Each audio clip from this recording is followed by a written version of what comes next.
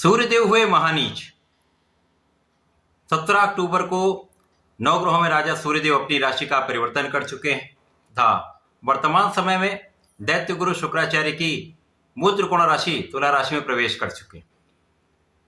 अब चूंकि तुला राशि सूर्यदेव की नीच राशि है तथा ज्योतिष के नियमानुसार जब भी कोई ग्रह अपनी नीच राशि में पहुंचता है तो उसके प्रभाव में, उसकी क्षमता में, उसके सामर्थ्य में, उसके बल में न्यूनता आ जाती है तथा नकारात्मक प्रभाव बढ़ जाते हैं।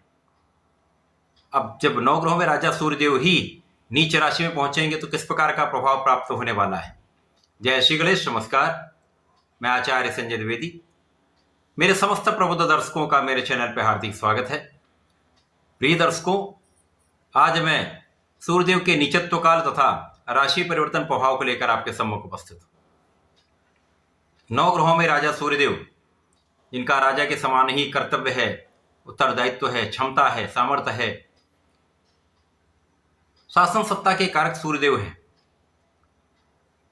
प्रशासनिक सेवाओं के कारक सूर्यदेव हैं, क्षमता के कारक सूर्यदेव हैं, नेतृत्व के गुण के कारक सूर्यदेव हैं, पिता के कारक सूर्यदेव हैं, कॉन्फिडेंस के, आत्मबल के कारक सूर्यदेव हैं। निश्चित ही सूर्य का परिवर्तन सदा ही अत्यंत महत्वपूर्ण होता है। अब सूर्यदेव जो इस जगत में ऊर्जा का प्रवाह करते हैं, प्रकाश के एकमात्र स्रोत हैं, साक्षात देव हैं। सूर्य की प्रथम किरण से ही संपूर्ण संसार में जीवन का संचार हो जाता है। तो निश्चित रूप से सूर्य का परिवर्तन सदा ही अत्यंत महत्वपूर्ण होता है। आज मैं मकर राशि के लिए सूर्यदेव के इस राशि परिवर्तन का किस प्रकार का प्रभाव मिलने वाला है, इस नीच काल में सूर्य कुछ लाभ दे रहे हैं अथवा कहीं पर कोई समस्या आ रही है, संपूर्ण विश्लेषण मैं पूर्ण तर्क के साथ करने जा रहा हूं। प्रिय दर्शकों, इस राशिफल को आप अपने चंद्र राशि के आधार पर देखें, अर्थात आपकी जन्म कुंडली में यदि 10 नंबर में चंद्रमा है तो आपकी मकर राशि है। मकर राशि के लिए यदि हम अवलोकन करें तो सूर्यदेव आपके अष्टम भाव के स्वामी हैं। अष्टम भाव के स्वामी का गोचर आपके कार्य क्षेत्र में प्रारंभ हो चुका है। कार्य क्षेत्र जो कि केंद्र का भाव है, दसम भाव है, जहां पर समस्त ग्रहों का प्रभाव बढ़ जाता है। अब सूर्य यहां पर दिग्बली होते हैं परंतु यहां पर नीच राशि में है, इस कारण से कुछ समस्याएं भी हो सकती हैं। परंतु यदि यहां पर स्थितियों को देखें तो सूर्य का नीचत्व यहां पर संतुलित हो रहा है, जिसके कारण बहुत बड़ी समस्याएं यहां पर नहीं आने वाली। कुछ सामान्य स्थितियां बनेगी, कुछ समस्याएं भी छोटी मोटी होंगी। यदि यहां पर सावधान रहेंगे तो आपको लाभ भी अवश्य मिलेगा। प्रारंभिक समय में कुछ समय के लिए निश्चित रूप से कार्य क्षेत्र में उतार चढ़ाव की स्थिति बनेगी, व्यापार में उतार चढ़ाव होगा, आपके प्रोफेशन में कुछ काम कम बनेंगे। परंतु जैसे ही ये गोचर आगे बढ़ेगा, 20 अक्टूबर के पश्चात से स्थितियां बदलेंगी तथा यहां पर ऐसे परिवर्तन होंगे जिसके कारण सूर्य का नीचत्व संतुलित होगा तथा इस भाव का प्रभाव आपको सकारात्मक प्राप्त होने लगे। अब जब कर्म क्षेत्र सकारात्मक होने लगता है तो यहां पर जो समस्याएं आ रही थी अचानक ही उनका निराकरण हो जाएगा। लोगों का सहयोग नहीं मिल रहा था, वहां पर आपको सहयोग प्राप्त होने लगेगा। जो उच्चाधिकारियों के साथ आपके मतभेद की समस्या चल रही थी वो दूर होगी। आपसी समन्वय अच्छा हो जाएगा। लोगों के साथ आपका कोऑर्डिनेशन बहुत अच्छा रहने वाला है तथा समय में आपका परिश्रम एक अच्छा लाभ देने वाला है। अचानक ही आपके कार्यक्षेत्र में आपको प्रगति प्राप्त होगी। अचानक ही कुछ ऐसे परिवर्तन होंगे जो आपकी कार्यक्षेत्र की दिशा बदल देंगे। कुछ नए अवसर आपको प्राप्त हो सकते हैं। नई अपॉर्चुनिटीज से आपकी जीवन में प्रगति का अवसर आपको प्राप्त होगा।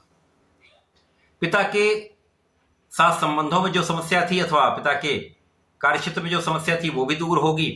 पिता के साथ आपके संबंध मधुर होंगे। प्रारंभिक समय में कुछ नकारात्मक परिस्थितियों के होने के पश्चात आपको अपने कार्यक्षेत्र में लाभ अवश्य मिलेगा। आपकी निरंतरता, आपकी योग्यता, आपकी क्षमता यहाँ पर आपको लाभ देने जा रहे हैं। केवल इस समय में आपको धैर्य से विवेकपूर्ण निर्णय लेना होगा, क्योंकि सूर्य जब नीच के होते हैं तो विवेक का जो है वो ह्रास हो जाता है, विवेकहीन व्यक्ति हो जाता है। जब आप विवेक के साथ कोई निर्णय नहीं लेते हैं तो वहां पर हानि की संभावना बढ़ जाती है।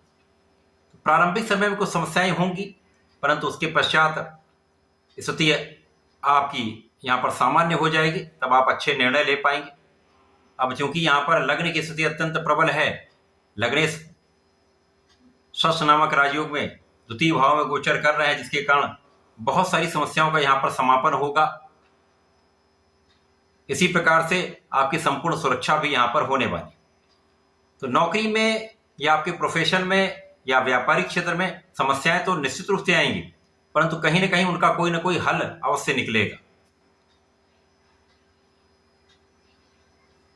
यहां पर आपके अध्यात्म में आपकी वृद्धि होगी, आध्यात्मिक कार्यों में आपका मन लगेगा। जो लोग आध्यात्म से संबंधित कार्यों में हैं उनको यहां पर प्रगति का अवसर अवश्य प्राप्त होगा। यहां पर आपका रिसर्च वर्क अच्छा रहने वाला है। यदि आप ध्यान देंगे, अपने ज्ञान का संपूर्ण उपयोग करेंगे, तो इस समय में आपका ज्ञान, आपकी उच्च शिक्षा आपके मार्ग में, आपके कार्यक्षेत्र के मार्ग में एक अच्छा लाभ देने वाला है।